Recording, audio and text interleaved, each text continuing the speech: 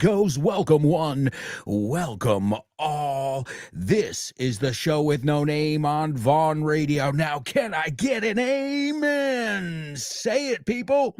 Now, how about a hallelujah? Hallelujah.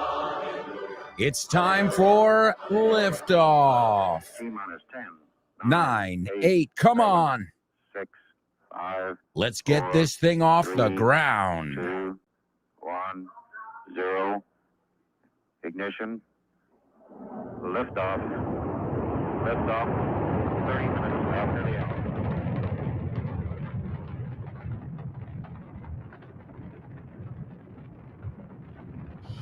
Get ready. Hold on to your hats. Strap on your seatbelt. Fasten your seatbelts. Hold on to your hats. And get ready for the ride of your life. The show with no name time.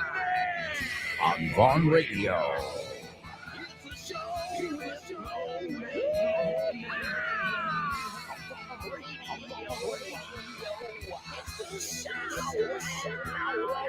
Let's go.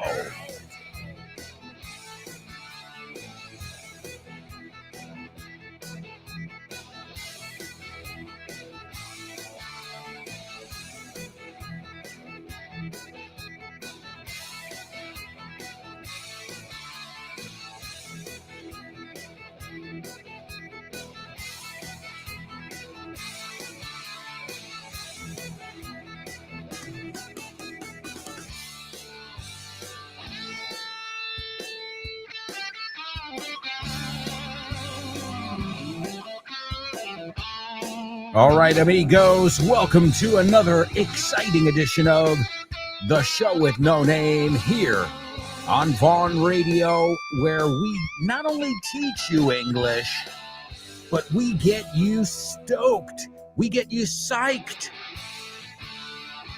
These are totally native ways of saying motivadísimos, a tope. So if you want to get psyched, viene de psicología. If you want to get psyched, if you want to get stoked, and to stoke is what you do to a fire. Mira, fíjate, nunca me había fijado. I'm so stoked. Well, to stoke is avivar, atizar. But in the figurative sense, alimentar. So let's get stoked. A ver cómo lo traduce como adjetivo. I'm stoked, entusiasmado. Are you psyched? Iba a hacer un híbrido de los dos. Soaked? Eso ya es empapado. Are you psyched? Are you stoked? Well, then you came to the right place, because this is the show with no name here on Vaughn Radio. Celebrating, wow, around 15 years. As I always say, once you lose count, it's been a long time. ¿Te gustaría abrir puertas a nuevas oportunidades y estar listo para cualquier desafío? Con el máster de inglés del Grupo Vaughan podrás transformar tu futuro. Este programa intensivo te ayudará a dominar el inglés profesional, perfeccionar tu comunicación y ganar la confianza que necesitas para conseguir tus objetivos. Nuestros profesores Vaughan especializados te prepararán para afrontar en inglés todas las situaciones de comunicación en un entorno profesional. No dejes que el inglés sea una barrera. Invierte en tu futuro con el máster de inglés profesional del Grupo Vaughan. Llámanos al 91-133-5833 o entra en grupovaughan.com. You heard the man. Go to grupovaughn.com and you can find out about everything from the master's program to online courses to group courses, one-to-one, whatever your needs may be. Drop us a line. Dinos algo. Also, if you live in Madrid, Barcelona, Bilbao, Vigo, Valladolid, Valencia, Santander, or Zaragoza, please feel free, amigos. Stop by. Pásate. We would love to meet you. And if you remember the other day, another way to say that is to pop in. You can pop in whenever you want. Now, does that sound familiar? Mary Poppins? You know, it took me 47 years to realize that Mary Poppins is because she pops in. Whoop, aquí estoy. So it's incredible that, sometimes another one, until I wrote my second book, this book is The Milk. I didn't realize that Popeye, in Spanish, we call him Popeye, but I never stopped to think that it really meant pop eye, ojo resaltón, like his eye pops out of his head. And it's, sometimes that stuff is right in front of your face and you don't realize it. It's also, I never realized Bugs Bunny. I'm thinking Bugs, that's a funny name. It's double alliteration, Bugs Bunny. It sounds good, but what does the guy do? What is his main objective in life? To bug people, molestar, chinchar. So again, I think even native speakers, sometimes the brilliance of the naming of characters and movies, and because the idea behind it is to make it, to give it a double meaning, to give it some kind of poetic / dramatic / artistic thing, like a wink or a nod, un guiño, as you would say. And you know what? And we love getting those, right? When you're like, I got it. I saw what he did there. Because it makes us, honestly, it makes us feel like, we're pretty witty too. Ingenioso is like, oh, they made a joke and I got it. So that's also a writing technique, a drama technique as well. Giving you throwing double meanings at you. And we look at those, fortunately, every day in our Double Trouble section. But right now, it is not time for Double Trouble. Nope. It's time for today's Pop Quiz. Pop quiz. Come on. Pop quiz. Come on. Come on. Pop quiz. Yeah.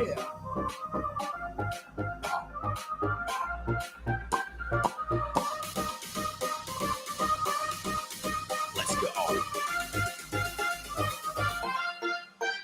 Pop quiz. Pop quiz. Pop quiz. Pop quiz. Pop quiz.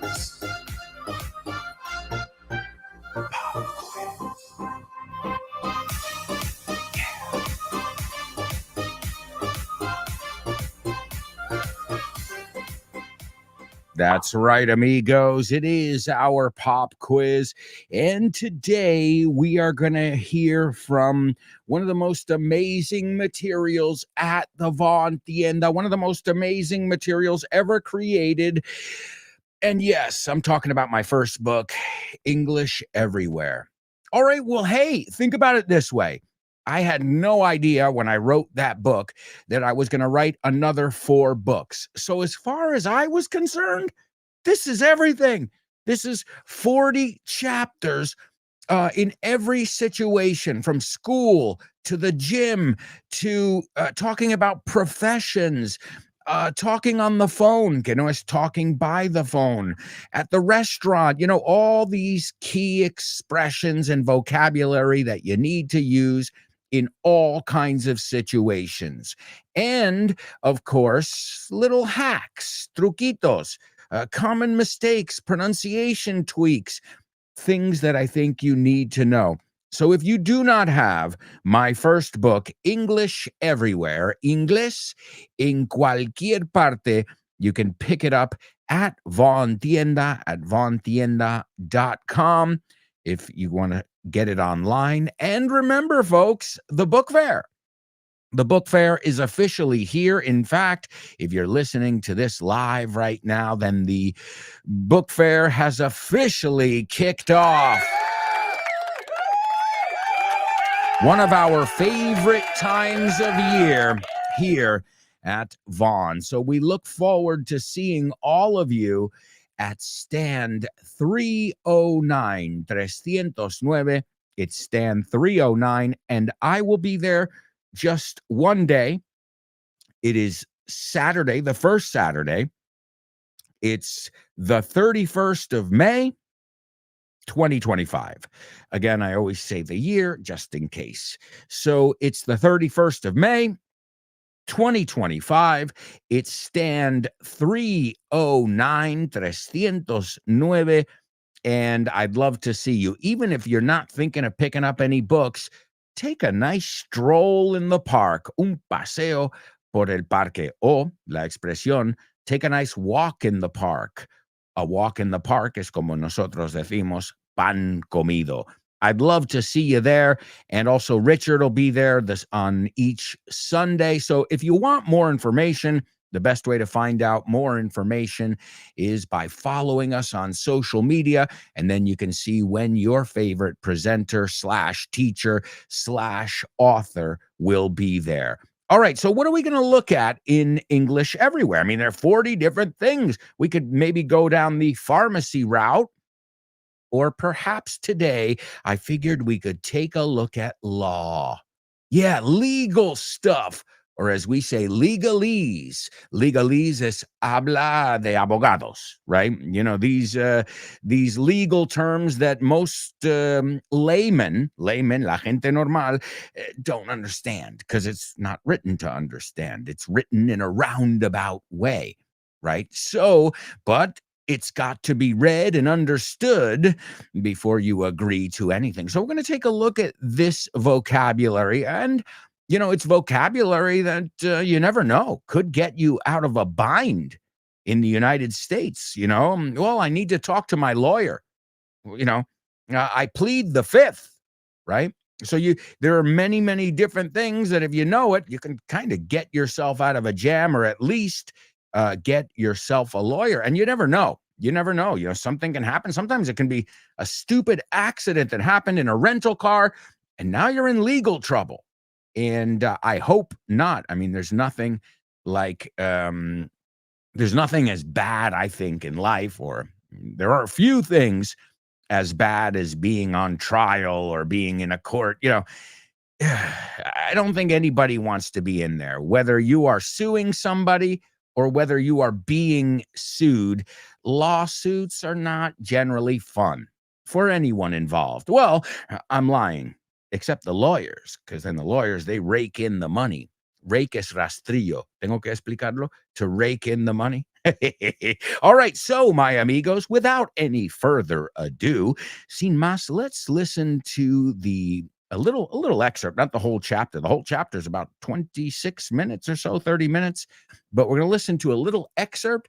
And then, as always, I will have some challenges for you. So this is from English Everywhere. If you have the book, it's chapter 16.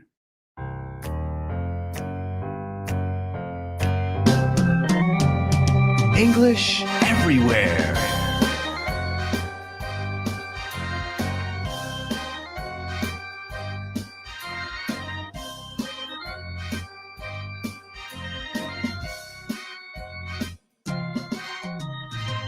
All right, well, today we are going to break the law.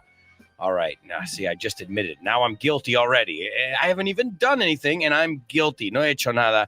But I'm innocent until proven guilty. Bueno, en mi país es un poco distinto. You're guilty until proven innocent. Mm-hmm. Digan lo que digan. You are guilty, culpable, until proven innocent. All right. Now, today we're going to talk about law. That's right. Now, be careful porque oigo muchísima gente decir low. Low es bajo. Low. My voice is very low. We're talking about law. Oh. Vamos a hacerlo. Abriendo esa boca como una O. Law. Oh. Right? Law. Y lo mismo cuando hablamos de suegros. Mother-in-law. No low, que lo he oído 1000 veces. Mother-in-law. ¿Ok? Vamos a hacer ese sonido vocal.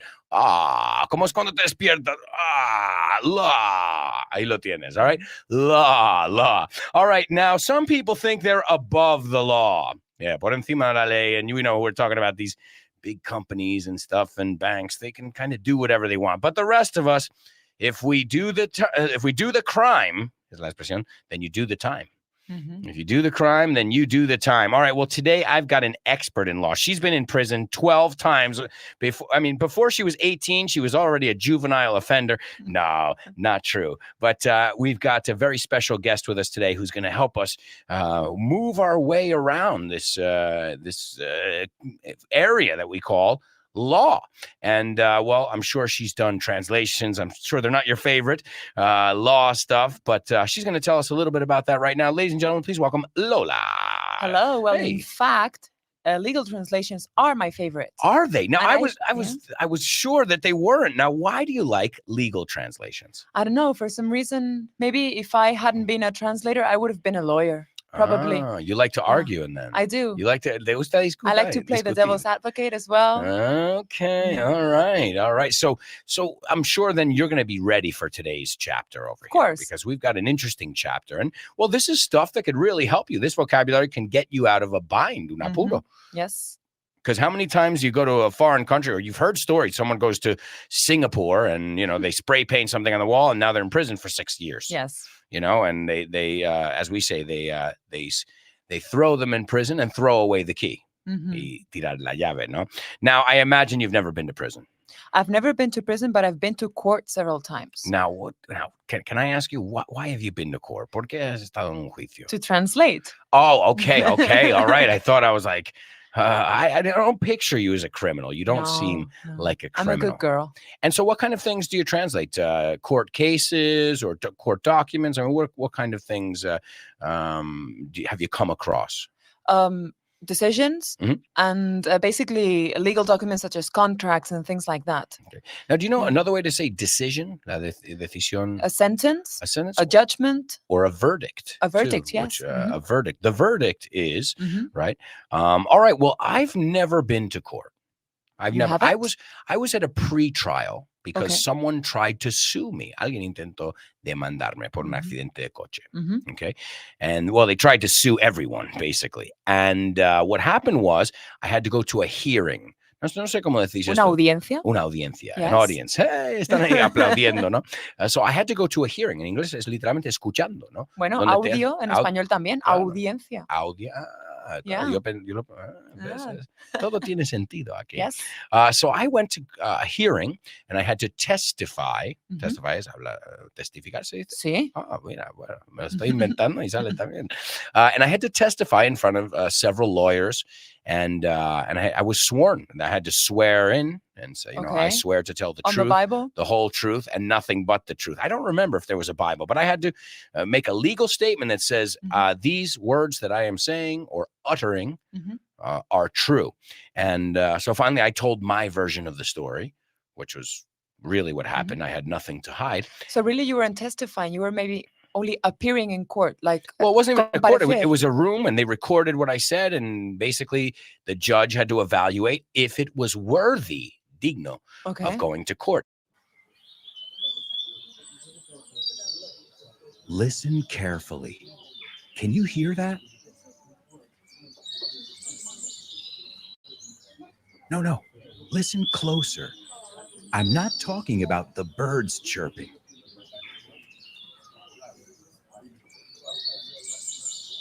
I'm talking about everybody speaking English and feeling comfortable. Listen.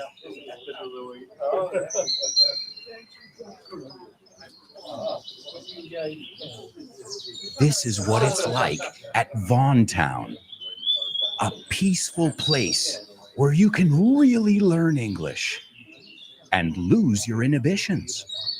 There's a reason it's one of our star programs. Vaughan Town, lose your fear of speaking English. If you want more information about this immersive experience, go to grupovon.com or give us a call, 911-385831. Lose your fear of speaking English and express yourself with clarity at Vaughan Town. That's right, folks. You can see what put us on the map, que nos dio a conocer a toda España and even in other parts of Europe. I know for a fact because we work with different people in England and Ireland. So the company now is known, I wouldn't say worldwide, even though we do have contracts and things we're doing with the United States, by the way. But the idea is, before you had Vaughan Radio, before you had Vaughan Town, which are just two breakthroughs, dos avances, not just in language learning, but just in business and ideas. They're brilliant ideas, if you ask me. But the company was around for decades before that. So there's a lesson there that sometimes you got to keep at it. In fact, not sometimes, all the time, right? You got to keep at it. You got to keep working hard. And eventually, if you've got a lot of ideas and you keep trying them out and seeing how they work, well, eventually you're going to get something that works. It's not guaranteed, but it's a numbers game. Es una cuestión de probabilidad. As we say, it's a numbers game.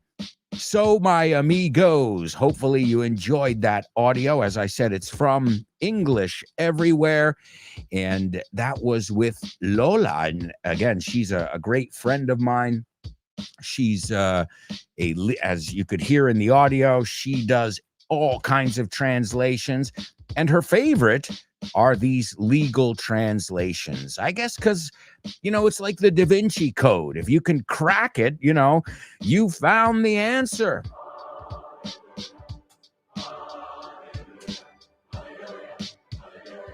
If you can crack the code, as we say, to crack the code. All right, I see we've got a lot of students with us. Hello, everybody. Thank you so much for joining us today and every day.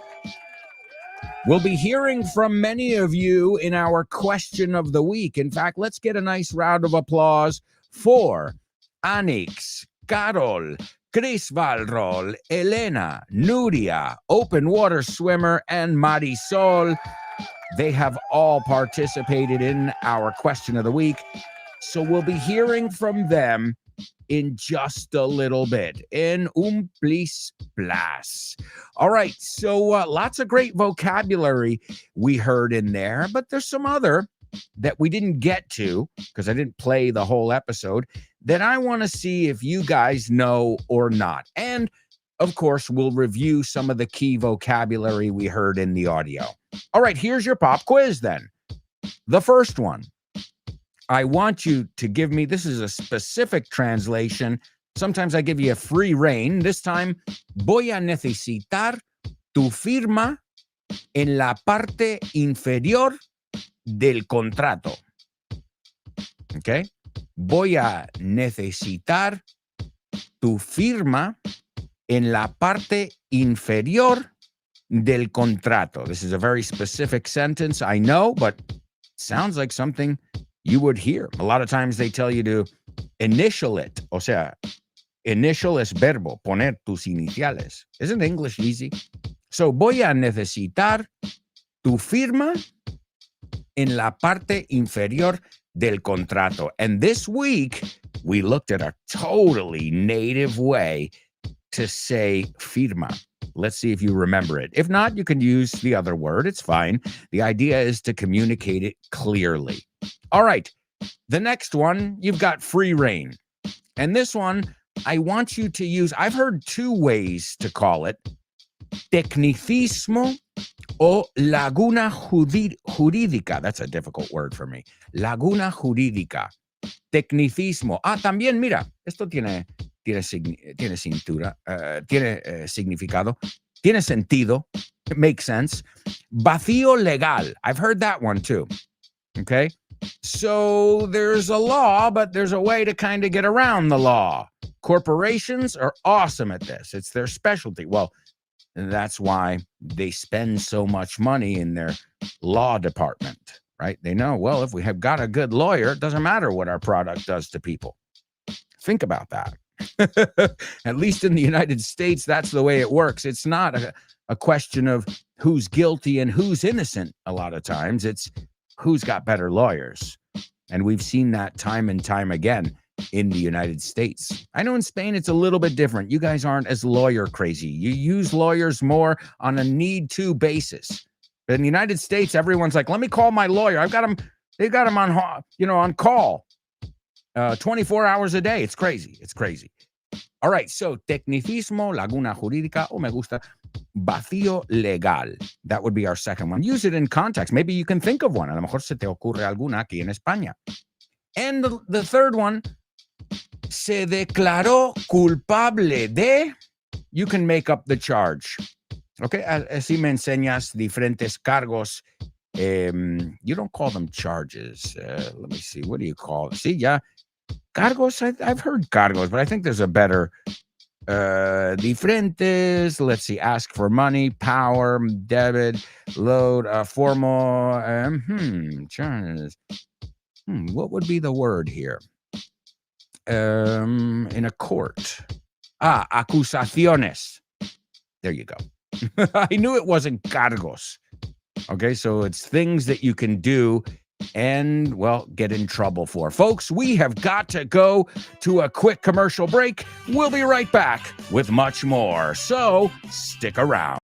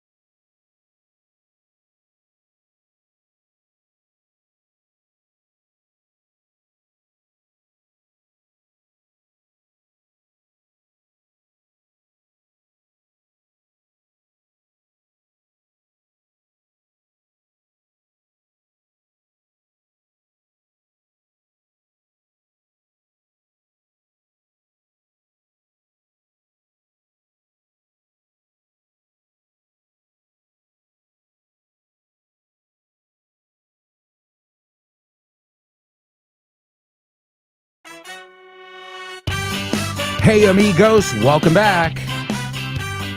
Welcome back. This is the second part of today's show. And we've got a lot of stuff to cover in this part of the show.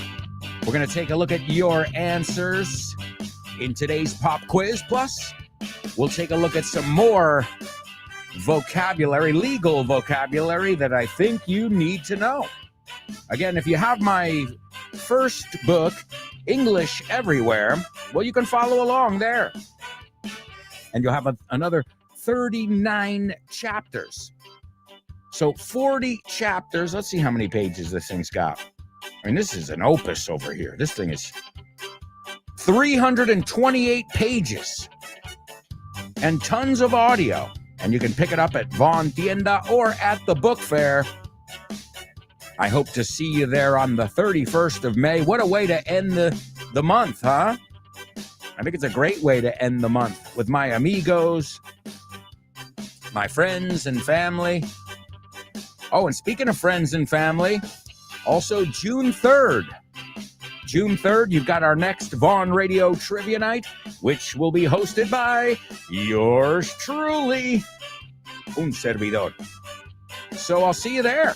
I'll see you on the 31st at the Retiro and on June 3rd at the Toast Tap Room in Malasaña, in Bad Lasagna. Okay, I know that's... Okay, all right, I'll stop. But only because it's time for the Say What soundbite. Say what? What?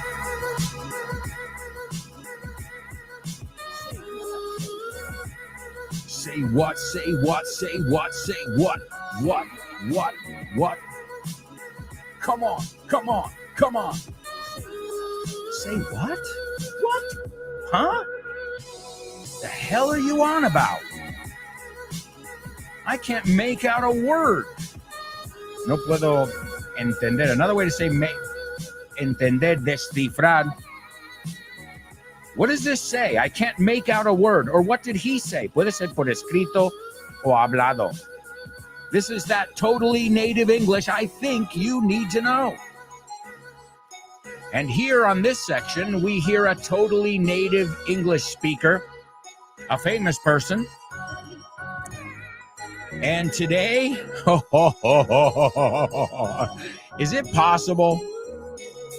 Is it really possible that I already gave you a clue? Yes. And not because I wanted to, because I got a big fucking mouth. Don't tell me your deepest, darkest secrets. Not that I'm not trustworthy. You can trust me. You know, I just, sometimes I don't realize it. Just blah, blah, blah, blah, blah. All right, well, hey, that's good. It worked out good for you guys. Because I already gave you a huge clue as to who today's Say What soundbite person is. Now, the important part isn't who the person is. I'm more interested in the accent. If you're going to tell me, you know, something about the character, right? So, as always, we're going to hear this audio clip 4 times. You'll have 4 chances to write it all down. Folks, here it is for the first time. Yeah, I know. I made a mistake and had him talk like that at first. He couldn't understand what he was talking about. So we took the teeth effect away and just made a regular rabbit out of him. He's a mixture of Brooklyn and the Bronx to get it. All right, folks. Unmistakable, inimitable. Wow.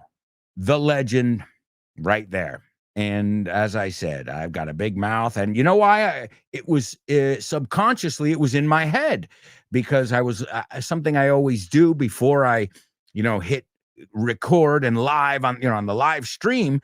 I always go over, I look over or go over. Se pueden decir las dos, repasar visualmente o repasar the script. And it stuck in my head, and then it came out. It was a Freudian slip. I wasn't supposed to say it, but consider it a little clue. All right, let me give it to you a second time, and then I'd love to hear what you heard. Here's your Say What soundbite for the second time. Yeah, I know. I made a mistake and had him talk like that at first.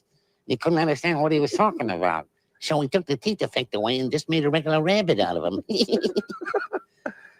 He's a mixture of Brooklyn and the Bronx to get it.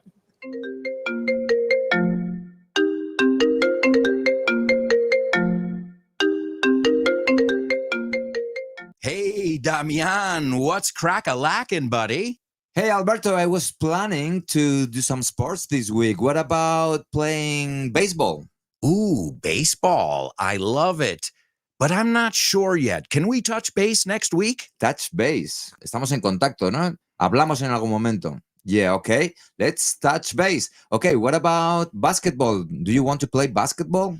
Oh, man, I love basketball. It's one of my favorite sports. But I don't know if I can this weekend because I've already got plans. Oh, man, that's the way the ball bounces. That's the way the ball bounces. Así están las cosas, ¿no? Así bota la pelota. Así bota la pelota. That's the way the ball bounces. I love that expression. Okay, what about tennis? Do you want to play tennis? Well, I love tennis, but I'm not really a good player.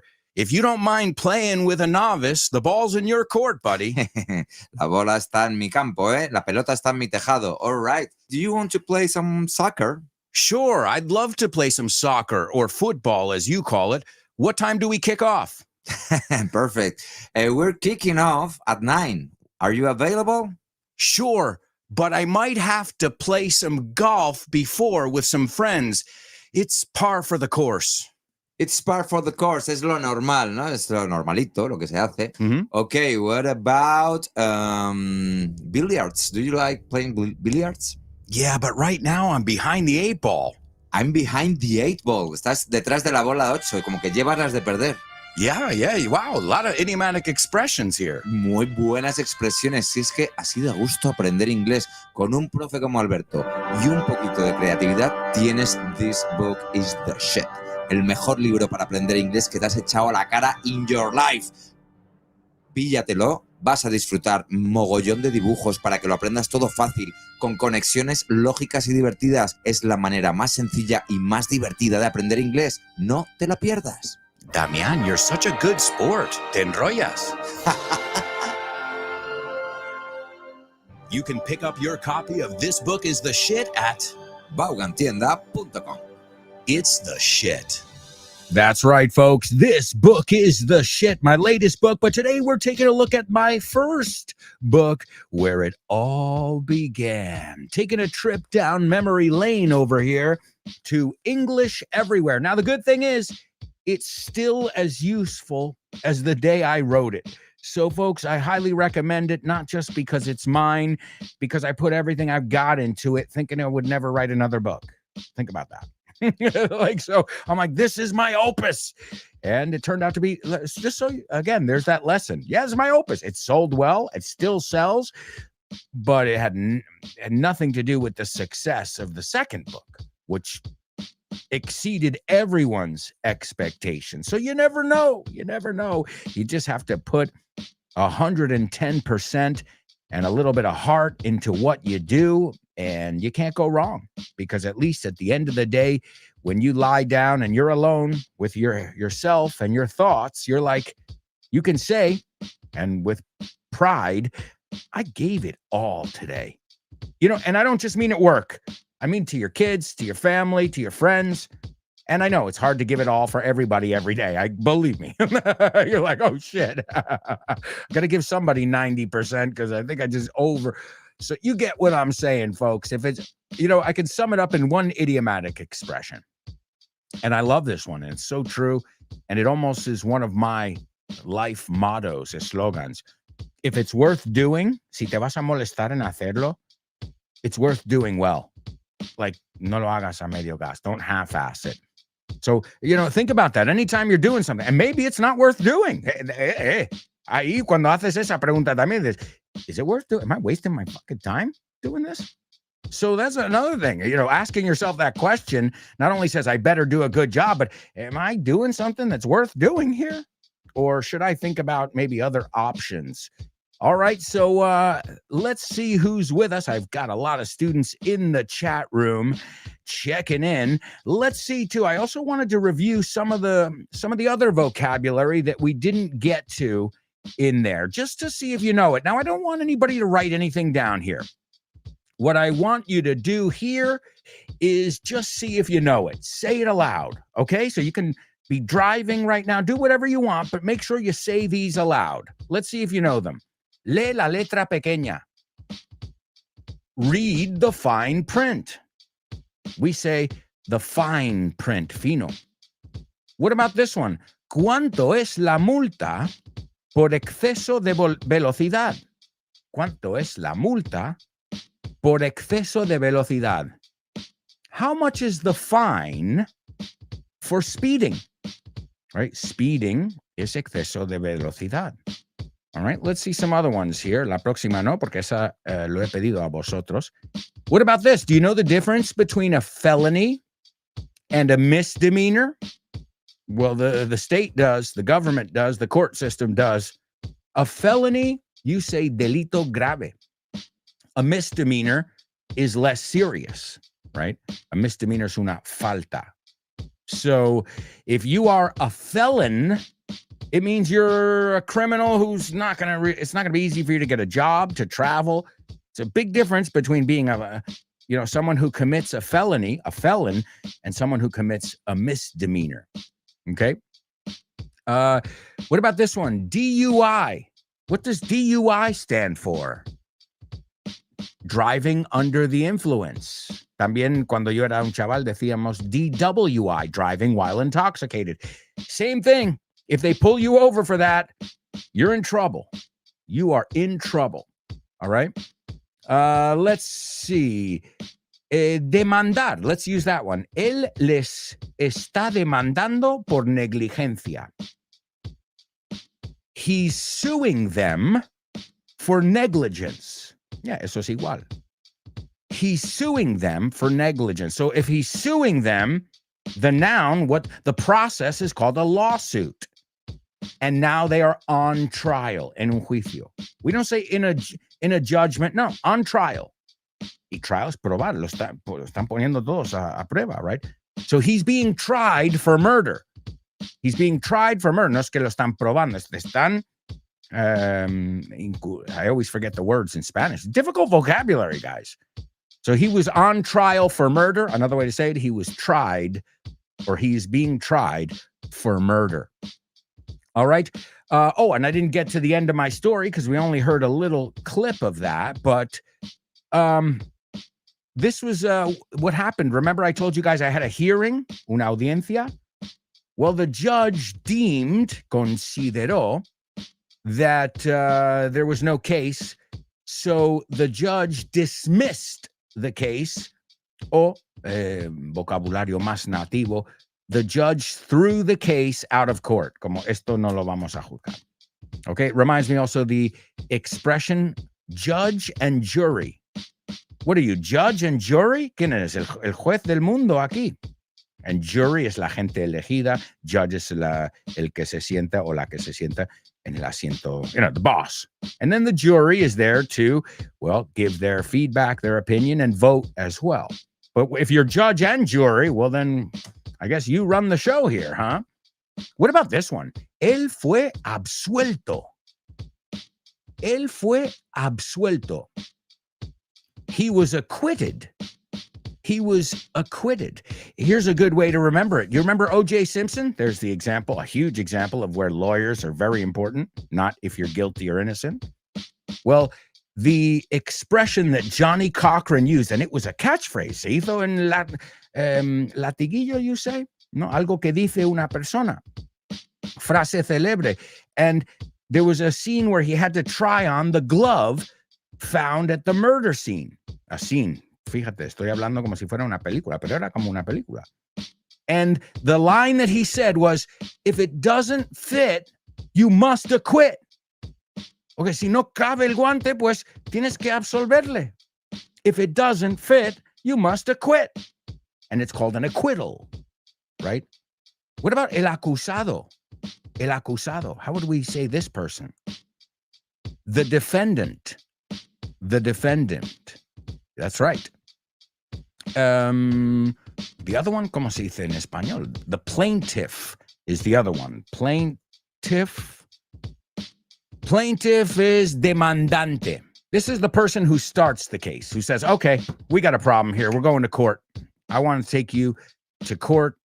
And so you've got the plaintiff, you've got the defendant, you've got the jury, you've got the judge, you've got the lawyers or the attorneys, right? You could say lawyers or attorneys. I believe the British say barrister. He's a barrister. We say lawyer or attorney. And yes, as you heard in the audio, we also say devil's advocate, right? Abogado del diablo. But we don't normally say advocate para decir un abogado. De hecho, es un false friend. Because at least in American English, I can't tell you in British English, an advocate for something es un defensor. I'm an advocate for, human rights, lo que sea, fill in the blank. Un defensor de. Y luego es un verbo. I advocate, right, como verbo. So, abogar por, recomendar, formal, propugnar. Toma. So some really, really good vocabulary. And again, vocabulary I hope you never have to use out there. All right, let's see who's with us now. We've got Elena. Elena says, morning, everyone. Let's set off in high spirits. Set off. I love that one. To set off means to begin a journey. It's a poetic way of saying leave. Go, let's move. Right? To set off. Partir, zarpar. Right? Activar. It can be as well. This set off the alarm. So it's a very rich word, but excellent. Let's set off in high spirits, Elena. Speaking of court vocabulary, I second the motion. Open Waters, there he is. He says, good morning, friends. And I've got to say something. Open Waters, you had a little mistake in your audio, but you caught it. In fact, you told me about it. I would have heard it anyway, but you told me about it. And you know what? That's one of the big ones for a reason. People don't even realize they're making that mistake. It's so common. But we'll take a look at that a little bit later. Again, thanks to all of you who participated. You sound great as a whole. Let's see. There's lovely Laura. She says, good morning, lovely show with no namers. We are psyched to be able to spend these 2 magical hours together, aren't we? Absolutely. Como decimos en inglés, you can say that again. Como estoy de acuerdo. No puedo estar más de acuerdo. You can say that again. There's Mariana show. If she wants to learn some English. Sorry, I couldn't help it. Mariana, good morning. She says, good morning, mates. There's Chris Valrol bringing a bit of her movie magic and so much more. And she says, hi there, riveting, eager show with no-namers. Lola sounds lovely. Well, first, great one, riveting. We looked at that recently. Eager, these are excellent adjectives. Chris, you sound like a native. And she says, Lola sounds lovely. Lola is awesome. She has helped me. We've helped each other. I mean, that's what friends are for. And I remember having to get some things translated when my daughter was born, and she didn't charge me. So, hey, if you ever need translations, La Piedra Rosetta, double T, the legal, I'm not sure if we do them at Vaughn. I know we used to do translations. Well, either way, it's great to have such a great circle of professionals. And they all have something in common, all these professionals, a lot of them, and this Lola told me this, she goes, a lot of us who work in translation and dubbing, and we listen to Vaughn. So that's awesome. Again, that a lot of people look to us, and we like to think we're out here, as well, teaching all this really current English, this English you need to know, because as we know, how many times have we seen bad translations, right? Or subtitles where you're like, no, ha dicho eso.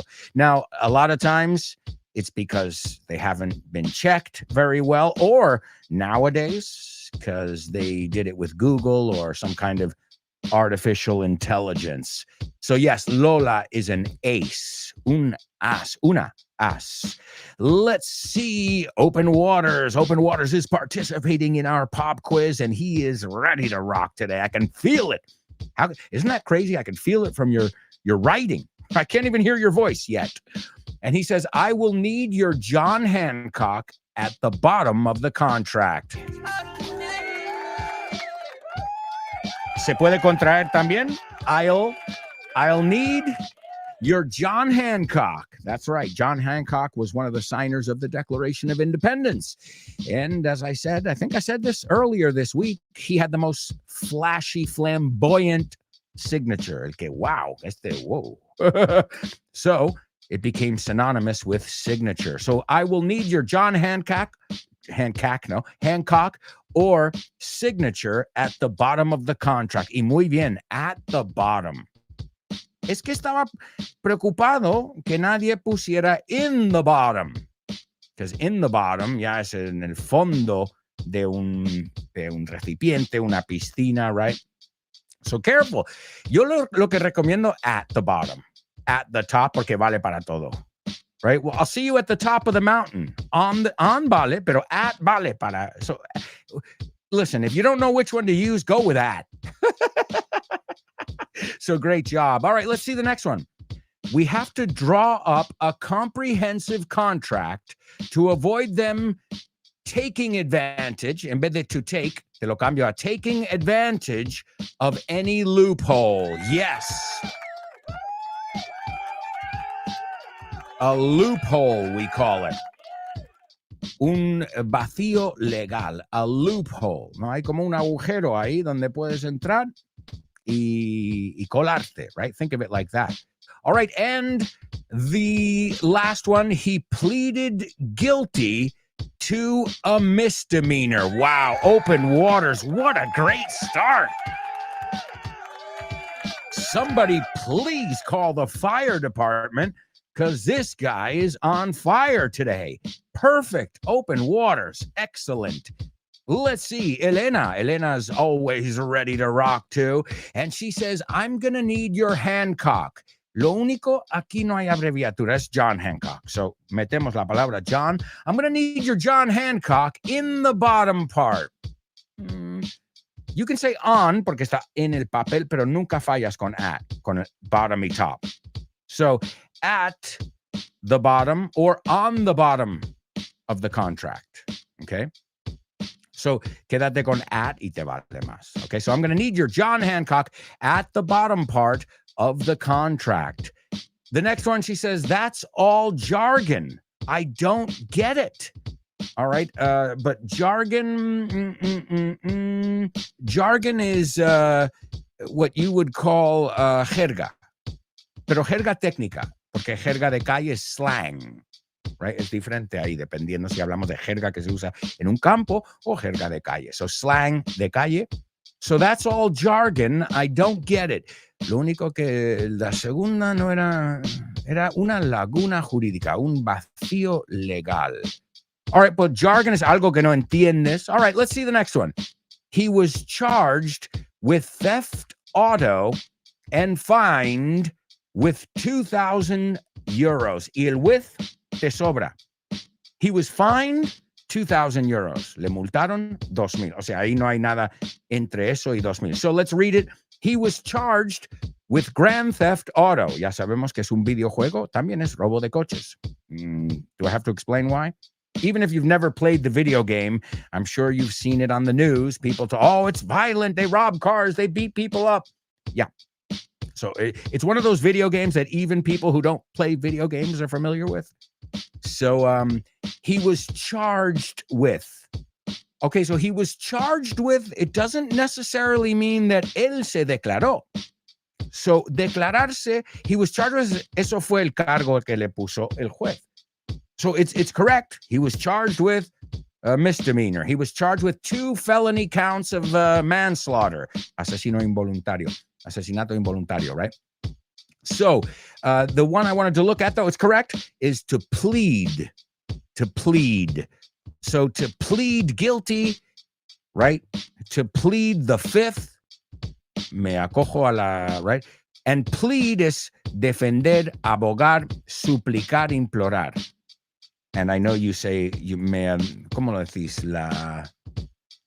La quinta, me agrego a la, that expression is, I plead the fifth. And it's plead, pled, pled. So that's the third time he has pled guilty. De hecho, se dice, he entered a guilty plea. P-L-E-A.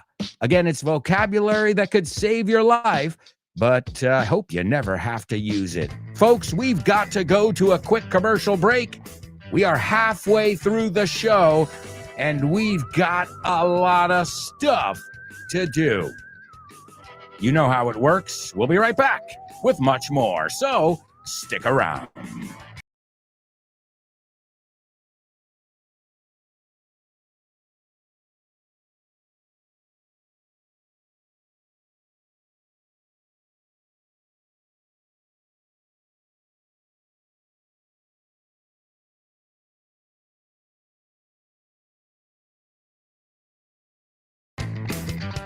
Hey amigos, welcome back.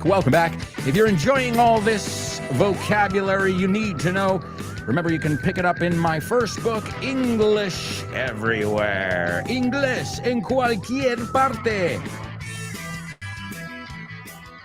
It's a comprehensive material. You can pick it up at Von Tienda. You can also pick it up at the upcoming book fair. Right? So, amigos, in this part of the show, we're going to kick off with homophones. Then we'll listen to our Say What soundbite. We'll give it a third listen. And then we're going to hear from some of you in our question of the week. We're going to find out about your first trip without your folks, unsupervised. Mine was to West Virginia. Now, I was with the school, but there were like 5 chaperones for every 50 kids, so they couldn't keep their eye on all of us. I can tell you they couldn't.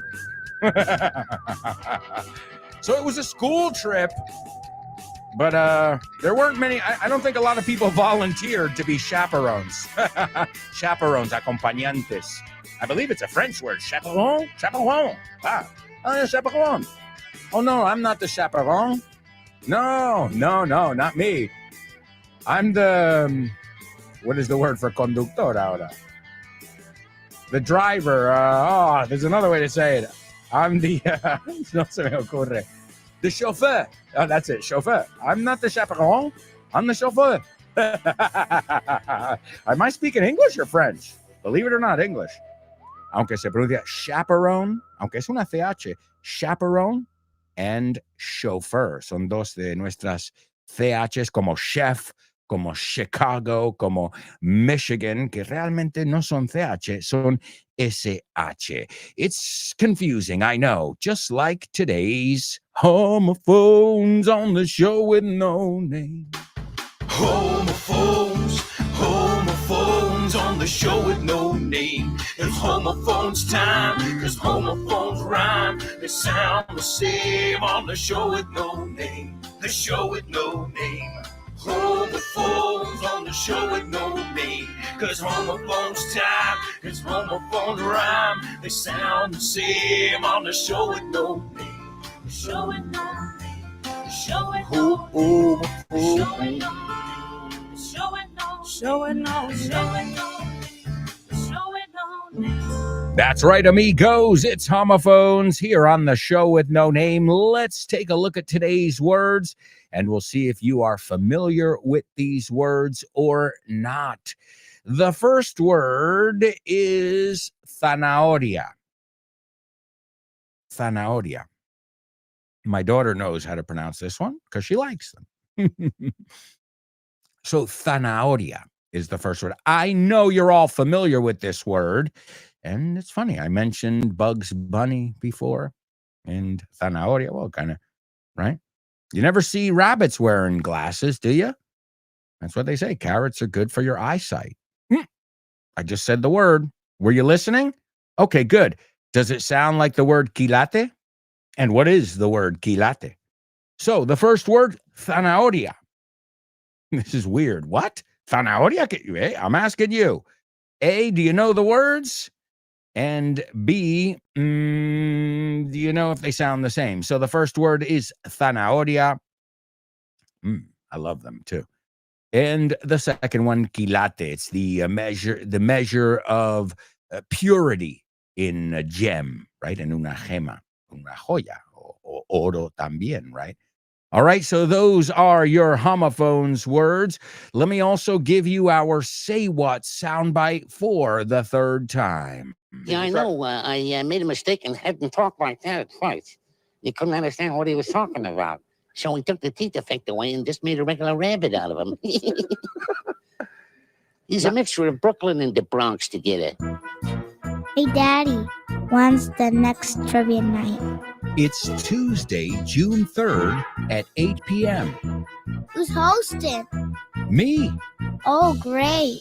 Where is it again? at the Toast Tap Room. Cool. See you there. Awesome. Pues ahí lo tenéis, familia. Nos vemos el 3 de junio a las 8 in Fawn Radio Trivia Night. You better be there, folks. We're all going to be there. It's going to be a blast. It'll be a family affair and friends who are family. When I say family, I include friends that are family because they're just as important. You know, your good friends are your family, right? If they are going through a difficult time, well, you feel that. Part of it affects you, right? Just like if my daughter's having a bad day, I can't just pretend she's not, right? I have to be like, okay, well, let's try and change it around. Let's try and talk. Let's try and figure out why, right? So, all right, let's see what we've got over here. Let's go on up to the comments. A lot of participation today. Thank you so much, by the way. Great to see so many people loving English. Enamorados del inglés. Laura says she's participating in our pop quiz, and she says, I'm going to need your signature on the bottom part of the contract. Perfect. Or quitamos palabras at the bottom. of the contract, right? So I'm going to need your signature or your John Hancock at the bottom of the contract. It's correct with on the bottom part, but you can just say at the bottom, and we'll save a couple syllables. All right. The next one, they were able to carry out the contract on account of a loophole. Great. And the last one, he pleaded guilty in the hope of getting a reduced sentence. Perfect. Great job. Elena says, Duffy Duck speaking? I don't know who Duffy. You mean Daffy Duck? Duffy Duck. Nunca me estás presentando a personajes nuevos aquí with Duffy Duck. So Daffy Duck, I think you call him El Pato Lucas. Well, I'll give you a clue. It's not Daffy Duck that he's doing the voice of, but basically, if you watched any cartoons from the 1940s to the 1990s, because we watched the ones from the 40s and 50s and 60s and stuff, this guy has done it all. When I say all, also, you guys in Spain, you watched these in Spanish, didn't you? Looney Tunes, am I right? So you might not recognize the voice, but there was one man who just did it all. Okay, there were other very talented voiceover artists, but this guy he's at the top. He's in the pantheon, this guy. And yes, he does Daffy Duck, but at this point, he's not talking about Daffy Duck. He's doing another character who's even more popular than Daffy Duck. And Daffy is lelo, pasmado, tonto, right? Because what is he? This is despicable. Oh, poor microphone. This is despicable. That's his catchphrase, su latiguillo, as you call it. So yeah, Daffy Duck. No, but you're on the right track, because he could just make a little change in his voice and turn into Daffy Duck if he needs to, or another 50 characters that you know. So incredible. Let's see. Born to Iron Man says, morning, folks. I've been listening to the show like a fly on the wall. Well, come on. There's a totally native for you. Like a fly on the wall is sin participar aquí como observador. Well, no matter how you participate, and I say it every day, there's no wrong way. Whether you're listening to the show 6 years later, welcome. Let's learn some English together. There's no wrong way. Whether you're watching the show on YouTube right now and you found the video on YouTube, or you found it on iVox. Hi, thank you. Welcome, and you rock. Thanks for learning English with us. All right, Elena. Elena says, a man with a cartoon voice slurring. Great vocabulary. Slurring. When you're drunk, you slur your words. A man with a cartoon voice slurring. He couldn't make out what a man was saying.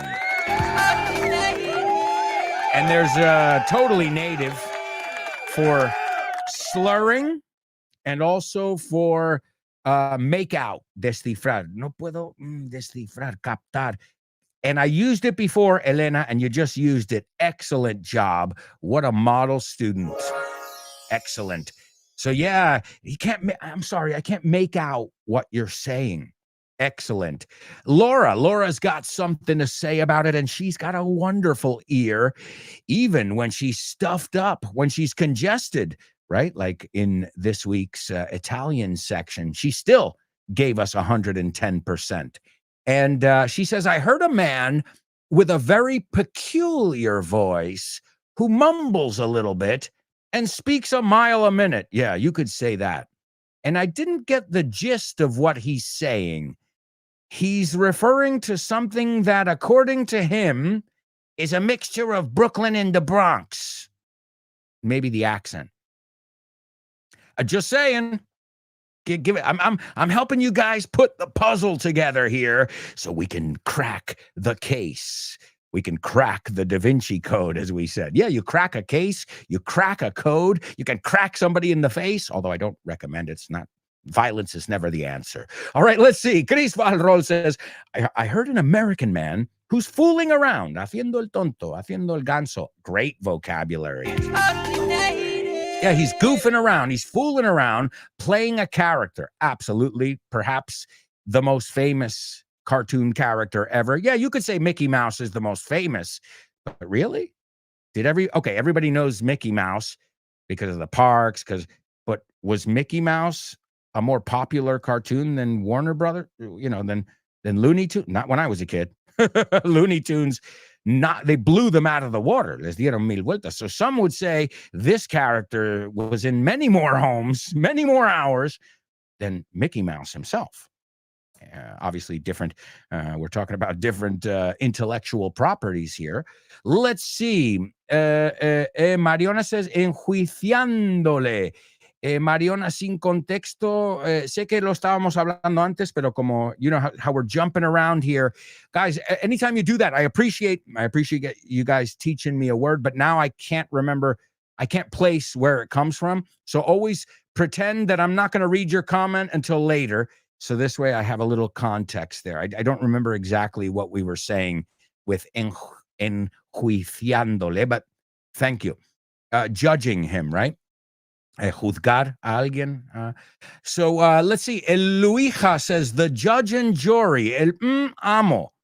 Vamos a ver. I mean, it's not really, because el amo is like the king of the hill. This means you think you're above everybody and you can judge everyone. Is that el amo? Because I think the amo means more, you think you're the boss. So it's similar, I guess, but really es ¿qué te crees? El juez del mundo, right? El que juzga a todos. So I don't know. I'm not too sure of the connotation there, if it's exactly el amo, because el amo, oh, you're the man, right? You're the shit. But I don't know. Judge and jury means you think that you can judge everyone else, right? Basically, that you're high and mighty above everyone and can look down and judge them. So if that's el puto amo, then yes. Let's see. Born to Iron Man is participating in our homophones. I thought you said you were a fly on the wall. You couldn't help it. No lo pudiste evitar. I get it. English is addictive here on the show with no name. All right. The first word is correct. The second one is interesting. I thought it was incorrect when I first saw it, and many of you have written it like that.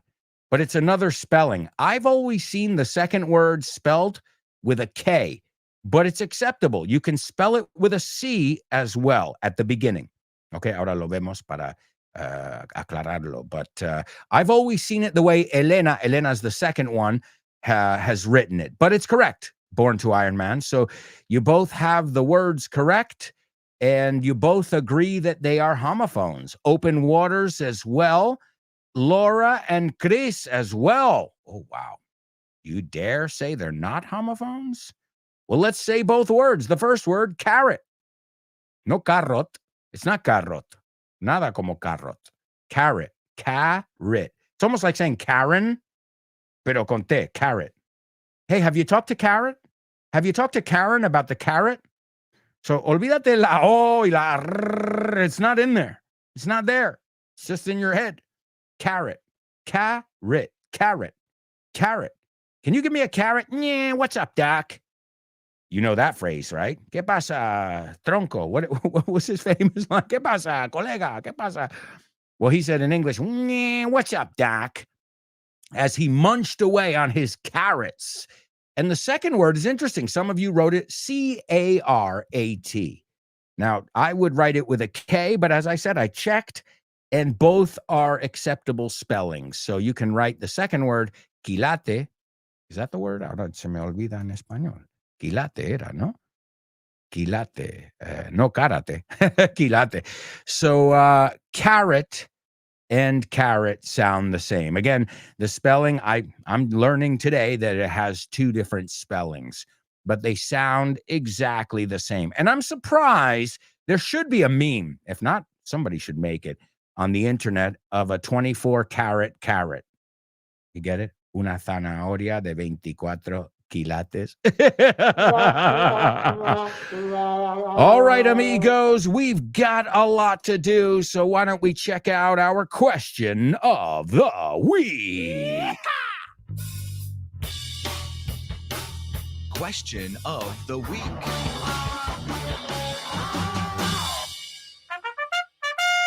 All right, everybody, we are going to hear from a student who participates every week religiously, and we love her for it. Give it up for Anix. Morning, Alex here. My first trip without my parents was with my bestie. We were 18 or 19, I think. It was our first time on a plane, our first time in a concert together, and it was our first time in the capital city. It was cool. It was really cool. We felt like young adults, independent people. It was so cool. Okay, guys, bye bye. Anix, I felt it.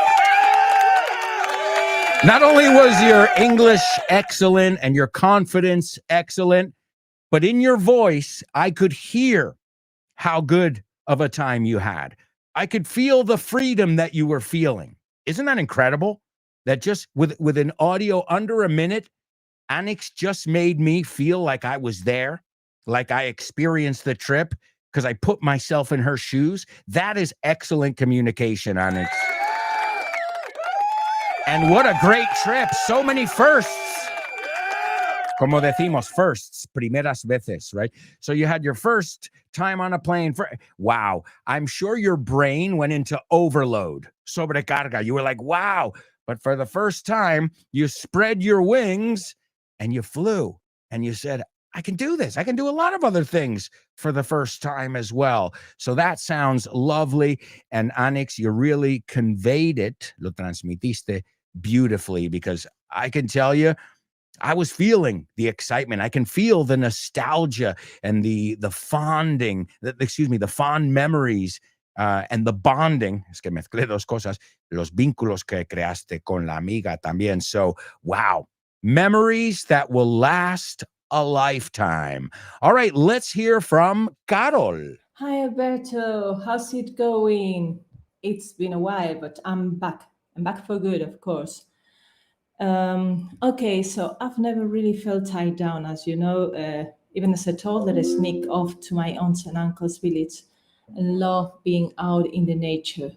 But I think that doesn't count. My really first trip without my folks was at the age of 13, a school trip, even though that wasn't much. So I guess the big one, though, was right before I turned 16, when I went to England on my own. Even my parents had to sign a permission with the Guardia Civil so I could leave the country. That was super, super enriching and totally different culture, and I really got into British life. Anyway, I wish you a great day and a happy weekend to every one of you. Carol, you sound great. And what a trip, huh? What a trip. London, your different language, everything, And I think, there's nothing, sure, you got to study, you got to, work hard and all this, but there's something that traveling gives you, a certain perspective that you cannot get any other way. And if you can, please let me know. Because if not, I'll save a lot of money every year. A lot. I don't have a lot of money, but you get what I'm saying here. A couple things. I loved how you used, Carol, for good. Eso no lo usan muchos alumnos, pero nosotros siempre, right? I'm leaving her for good. No es para bien, es para siempre. So write that one down. We use it a lot, and I never hear students use it except Carol. So we'll give her a totally native. She also said some great vocabulary. I never like to feel tied down. Atada, right? Restricted, tied down. Lo mismo, no? You say the same thing. And she said, I like to sneak off. Escaquearme, no? Escaparme, to sneak off. Really great vocabulary, Carol. That first trip to London really did make you fall in love with the culture and the language, and it's still being felt today by all your fellow classmates. I know I can say that because I'm seeing the comments, and because I think I can be the judge and jury here as your teacher as well.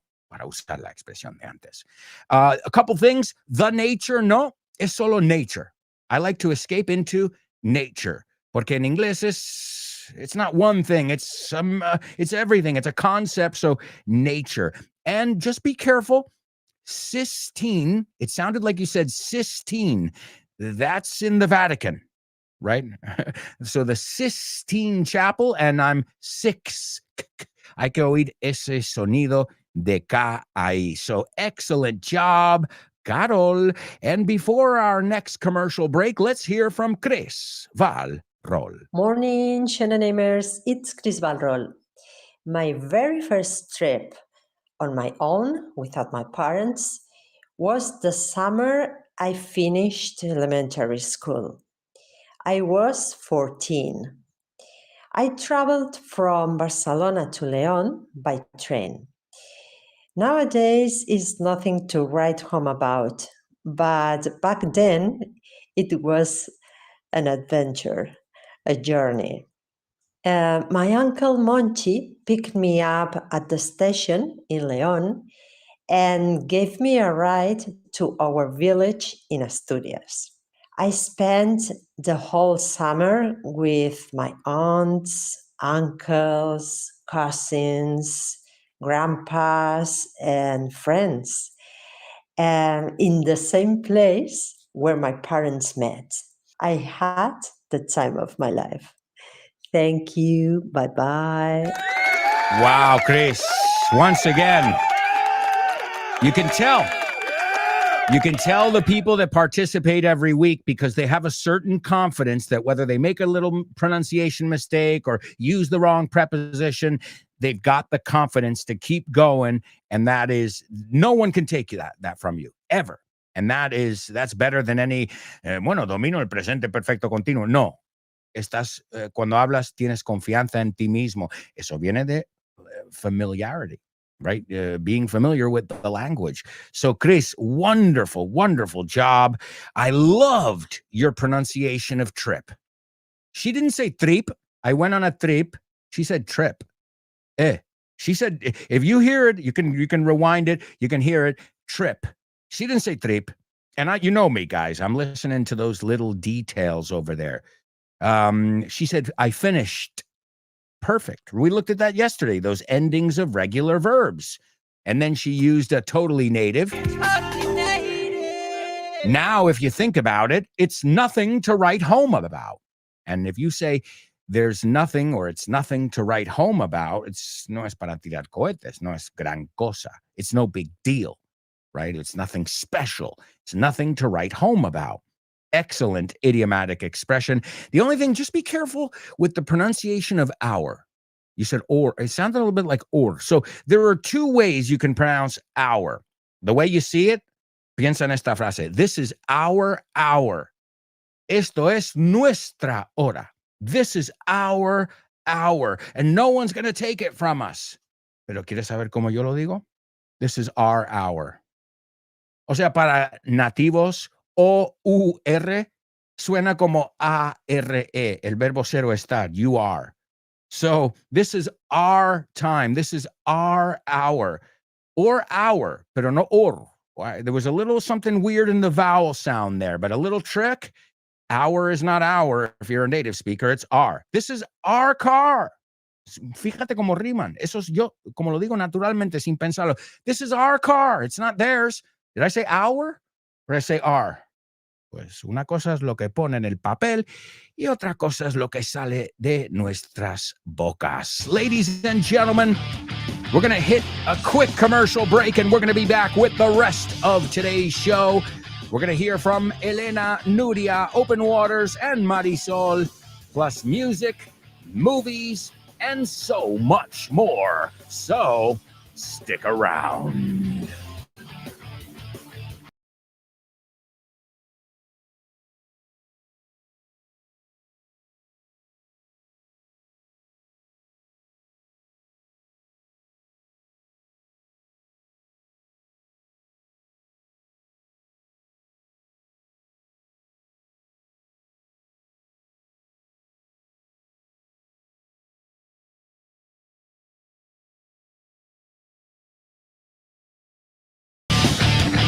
Hey, amigos, welcome back. Laura, I love it. You nailed it.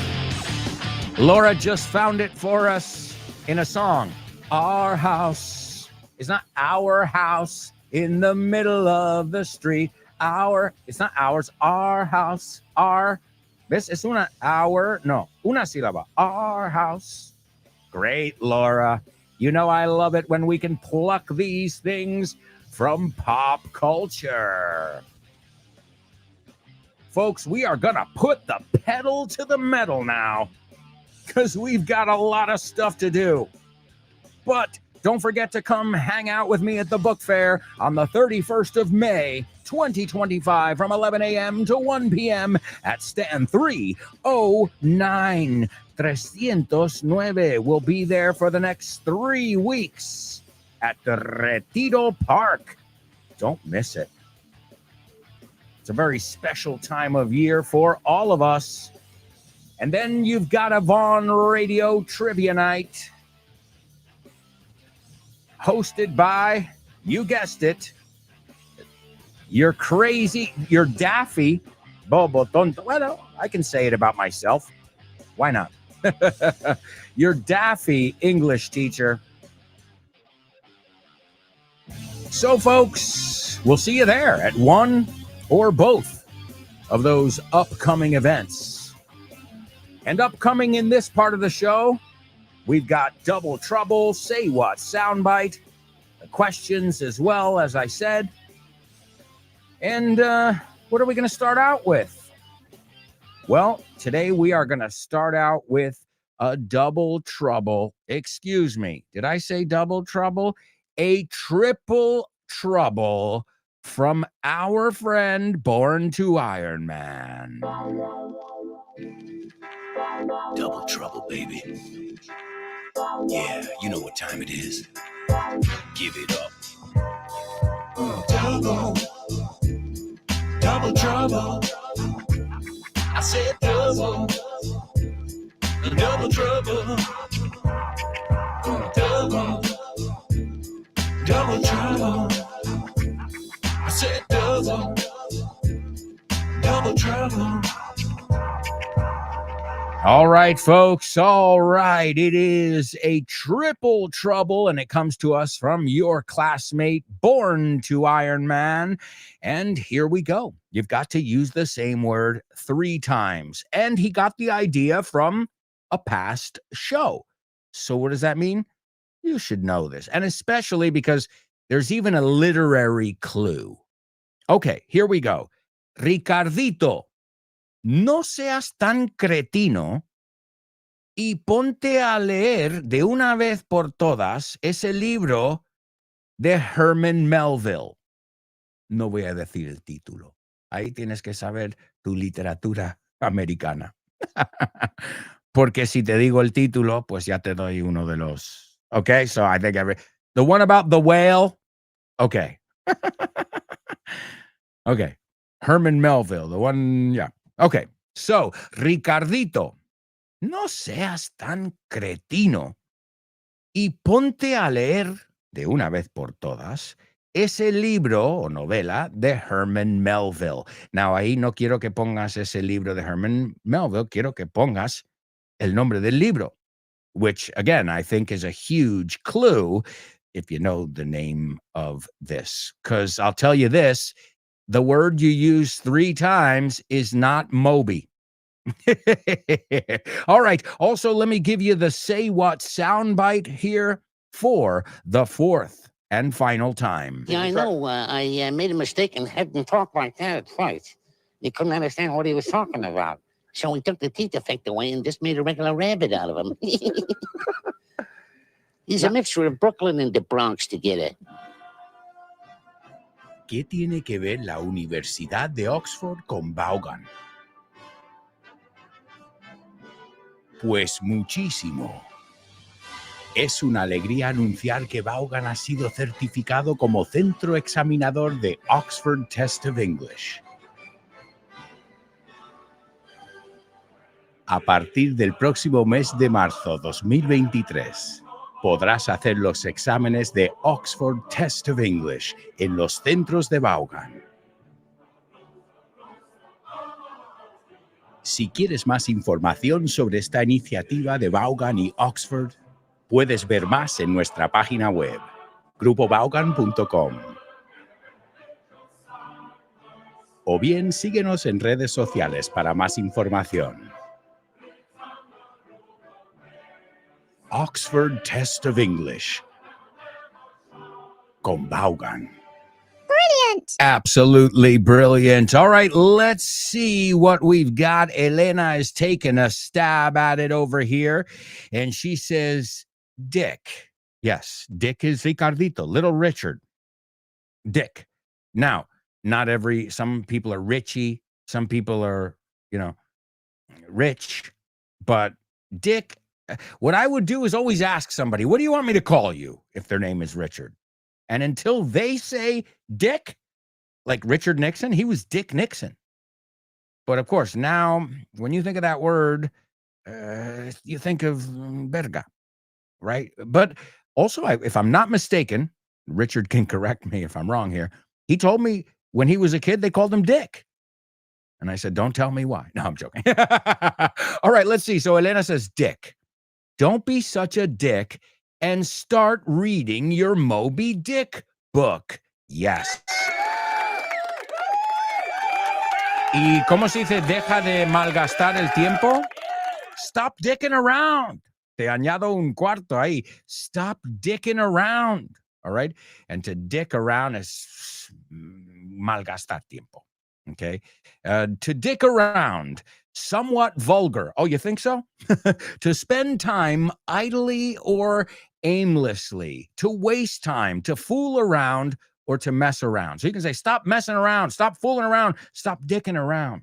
Obviously, when you say dick, even as a name, I don't know, my ears perk up. And I know, did somebody say dick? So great job, Elena. Also, Chris says, don't be such a dick, and start reading Moby Dick once and for all. De una vez por todas. Excellent job. Thank you for the recommendation. Born to Iron Man. And great job, Elena and Chris. All right. Speaking of Elena, let's hear from her in today's question of the week. Hello, everyone. Here, Elena. The place I traveled by myself was back in the day when I finished my degree on hotel management, and I needed to do, it was a 3-month internship in different areas of a hotel. So I ended up in none other than Brazil. It was a big hotel near the beach. You know, my mom used to be those kind of helicopter parents that are breathing down your neck. Oh. Therefore, traveling on my own was my way out to that amazing place. And it was really an eye-opener. I mean, besides I needed to prove myself and my family that I was able to cope with all the tasks and responsibilities it implied. It was definitely a sink or swim situation. But in the end, it all turned out well, and the whole experience boosted my confidence, and it was all over this world. Imagine a bird released out of a cage in Rio de Janeiro with all the meninos. Well, that's a story for another day, guys. Catch you later. What I love is all of you. I can feel the fond memories. I can hear how happy it makes you to remember this trip. So that tells me, great question, Chris Valrol, because we really got people feeling, not just communicating, not just talking English, right? I'm going to speak English now. No, I'm going to communicate something to you. That's what we should be thinking of. And wow, you could hear the smile. You can hear the fond memories. And she used some great vocabulary, an internship, una beca, Rio, oh God. Even if your parents aren't helicopter parents, alone in Rio, that sounds like, imagine a Home Alone movie there. Home Alone, Rio de Janeiro. Whoa, wow. The story would be quite different. So yeah, she, finally, when she had her first taste of freedom and she spread her wings, it was not only a test, but it was something that showed her that, I can handle this. I can do this. I can do this on my own. You know, I don't need my parents guiding me every little step of the way. And she said, you know, they were breathing down her neck. Great vocabulary too. It was an eye-opener. Me abrió los ojos esta cosa. It was an eye-opener. I realized I could cope. To cope es lidiar, to deal with different things, right? So really great vocabulary. And yeah, I'm glad you didn't tell us too much about the trip. Yeah, whoa, that could get crazy. I've never been there, but I have heard some war stories from Rio. All right, excellent job, Elena. Let's hear from Nuria. Hey there, Alberto and Namers. This is Nuria. As for this week's question, it has taken me some time to try to remember when my first trip without my parents was, because, you know, that happened many months ago. Back in the day when you was going to finish your studies at the age of 14 or so, the school organized an end-of-year trip.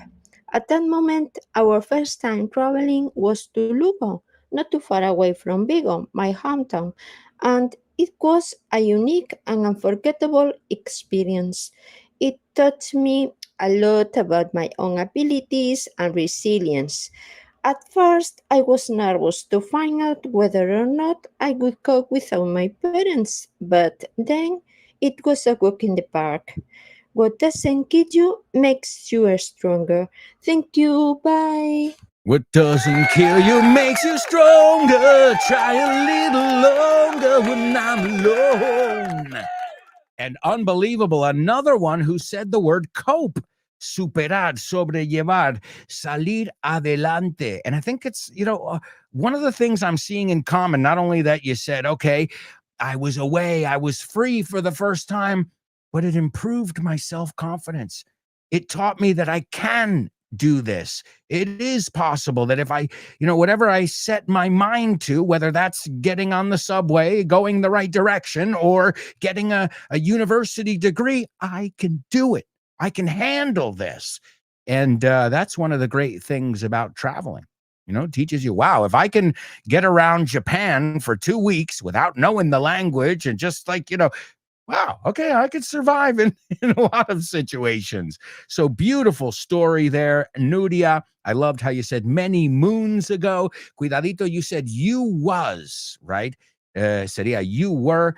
Y cuidado con la pronunciación de taught, right? Taught.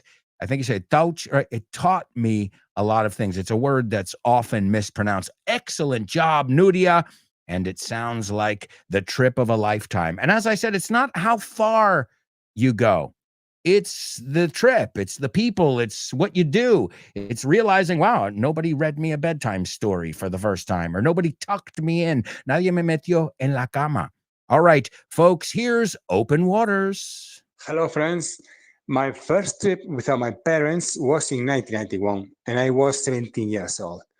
This trip was part of a swimmer swap program between USA and Spain. Before some swimmers have come to Spain, I remember that I had a very strange guy from Pittsburgh staying in my house. My best friend was luckier than me because he had over a beautiful girl from California. Later, it was our turn to go to the States. Our destination was the city of Raleigh in North Carolina. Raleigh, yeah. I remember the journey being a nightmare because during our stay in New York, we had several problems with the flights, and they had us stumbling around through the 3 New York airports, LaGuardia, Newark, and JFK. Once in North Carolina, everything was incredible. The place where we stayed, Raleigh, was amazing, and the people was amazing too. We had to train a lot, but we had time to visit a lot of places like the Chapel Hill and Duke University, the coast, the state of Virginia, and some amazing amusement parks like King's Dominion that I'm sure Alberto will know. Yes. Everything was incredible. I love the American way of life. I only missed one thing, the nightlife of Spain. Okay, see you, friend. And the chorizo. Normally it's the nightlife, and well, also you weren't old enough yet. In the United States, if you want to go out and party like a rock star, you got to be 21, not 16 or 17 like here. Oh, I loved coming here in the summers. I was like, wait, I can do everything a 21-year-old can do, and I'm 16? Okay, let's do it. So excellent job. You already corrected. You said it's not you, people was, sería people were, but really good. Great stuff. I loved your pronunciation of parents. Parents. And what an experience, going to another country. And I think you said it best, another culture. You just heard different sounds, smelled. It's not just about what you see. It's the sounds, it's the smells, it's everything that makes the experience. All right, last but certainly not least, Marisol. Hi, it's Marisol. Referring to this question of the week, my first trip unsupervised, I reckon it was when I just got my driver's license and my car. I went to a campsite with some of my cousins and some friends, 5 girls in total. But to be honest, I did not feel good vibes only, for different reasons of the company I went with. Nevertheless, a couple of years later, I met new friends and we also went to campsite in Tarragona. We rented a bungalow and I had a blast there. We got along really well together. We didn't go around for visiting. Most likely, we spent the Easter time doing barbecues, chatting, Yum. sitting down on chairs, The great things. drinking, and having fun. The simple We things. had a fantastic time on our trip. Greetings to our show, No Namers. Bye. Wow. And wow, you know what? You just reminded me. Another thing that we didn't mention too much, the trip is the company. Like, you have one of the best expressions I've ever heard in my life in Spanish. Mejor solo que mal acompañado. So in that case, you're better off going on a solo trip than, of course, going with the wrong group. But wow, excellent. It sounds like you all had a learning experience and even, I would say, a sort of epiphany or turning point. And that's how travel enriches us in ways even decades later we're realizing. So beautiful. Thank you to all of you who participated. Now we're going to the movies. Name that movie.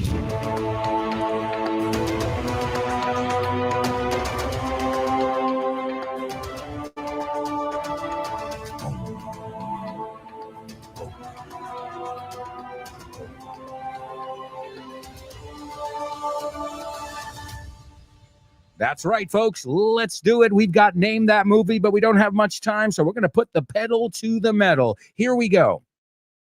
With his debts mounting, deudas amontonándose, with his debts mounting, y debt, la B como si no estuviera ahí, D-E-T-S. With his debts mounting and angry collectors are people saying, nos debes, closing in es acercándose, ¿no? A fast-talking New York City jeweler, joyero, hey, we looked at quilates before, risks everything in hope of staying afloat es flotando, and alive, vivo. Okay, que no hundirse y seguir vivo. So with his debts mounting, con las deudas subiendo, amontonándose, and angry collectors closing in, a fast-talking, un charlatán, te vendo por aquí, por ahí. A fast-talking New York City jeweler risks everything in hope of staying afloat and alive. Let me look at the scene here. And Howard says, my opal came. My opal came, yeah? And opal, opal se escribe, es ópalo. My opal, we say. So my opal came, yeah? And Gooey says, yeah. He goes, yeah. And stupidly, I lend it to this motherfucker. Lo presto a este capullo. And Noah says, no. And Gooey says, what do you mean? What do you? What do you? Waria. Está escrito waria. What do you mean? He took it. He stole it. Lo robó. And Howard says, well, he didn't steal it. He got carried away. Se le fue. Right? He got carried away. Se le fue de las manos. Se le fue la pinza. He thinks it has magic powers. And you know who's got magic powers? Our movie queen, Chris Valrol. The movie is called Uncut Gems. Uncut Gems, starring Adam Sandler and Idina Menzel. She's Elsa in Frozen, the voice of Elsa. Great movie if you haven't seen it. It's called Uncut Gems. All right, folks, we're going to move on to famous birthday trivia.